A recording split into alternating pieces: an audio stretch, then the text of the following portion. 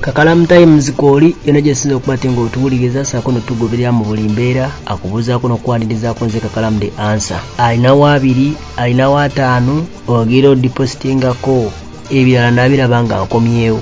Ayogera ebigambo bino ye Idrisa Kenzo Musuuza ali mu Ivory Coast asiraanidde. Oluvannyuma lwa pulezidenti okuvaayo okwogera n'agamba nti bongedde ennaku 21 Eddy Kenzo avuddeyo n'alajjanira abantu. Ekintu ky'olaba ku screen okwo ze mmotoka za Eddy Kenzo z'alina omuli Range Rover eriko ekki ekiggwayo nti Eddy Kenzo, ne mubeeramu ne V8 empya eyafuluma juzi watoyi twakagyogerako, ne mubeeramu n'emmotoka endala emanyiddwa nga eri mu kika kya Lufaadi, sigitaddeyo wano naye nga nayo eriko ekigambo Love Legal Republic. Ndowooza oluyimba lwa tweyagala olwo emmotoka y'omugiraba eriko ku Love Legal Republic eyo. Kaakati ne wabeerawo ne Alex gye yanvugiramuuko wayiseewo ebbanga si ddene nnyo si ttono nnyo. Alex yanvugako nga ave Makindye mu saluuni n'antwalako ku sayidi ku ofiisi yaawo. Eyo nayo weeri talambuludde emmotoka kijayagala kuwaayo afune akawunga, naye ng'ekikulu mu byonna agamba nti pulezidenti amulabe bulungi era ekintu kyakola kyonna kyakuyamba bantu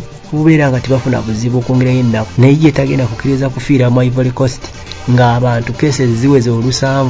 Ayinayo akasente kasobola oweereza ku Western Union, oba oyinawo 2 oba oyinawo 3 oba 5 ogire odipositingako ku Range Rover gy'olabaawo emu ku zo z'oba olondako otwale. Eddy Kenzo bigambo bye nga bwogeza kubate ng'olaba ngezezaako okwate nga nkuwa ebigambo bye byakozesezza ng'ayita ku mukutu gwe gwa Facebook. Agamba tagenda fiira mu Ivory Coast ng'ayina ebyobugagga bye. Motoka yiyo ayagala okugula ekirooto kyo babagamba nti genda ogule emmotoka tojja kufa ntoguze emmotoka, ono yasoose aweddemu akkiriza yiyo motoka twala muweereza ekyabiri, asooka agula akawunga ne mukeene bimubeeremu, naye embeera egaanye era yetajja kukkiriza mbeera kugaana ng'ayina ebyobugagga bye. Nebada ng'oba Martin Beto oli ku kimaneja w'omuyimbi Sham, mwena muli bakyali bange naye simanyi kiki muliko. Omuyimbi okuva yetandika olajjana bw'ati ng'aloonya ekyokulya mu gundi omwo temulimu saving.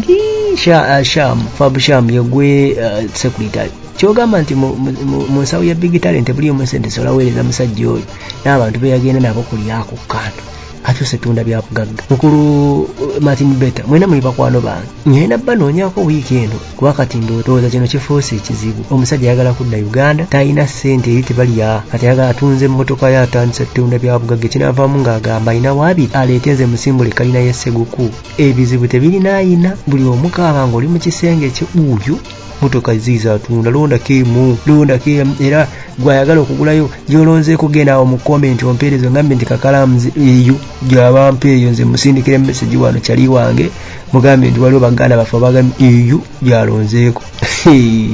Kati kusabire atakumira mpeera ku nkuumire Eddy Kenzo. Amina naawe akukuume ali ku Kakalamu Times yugi. Bye bye.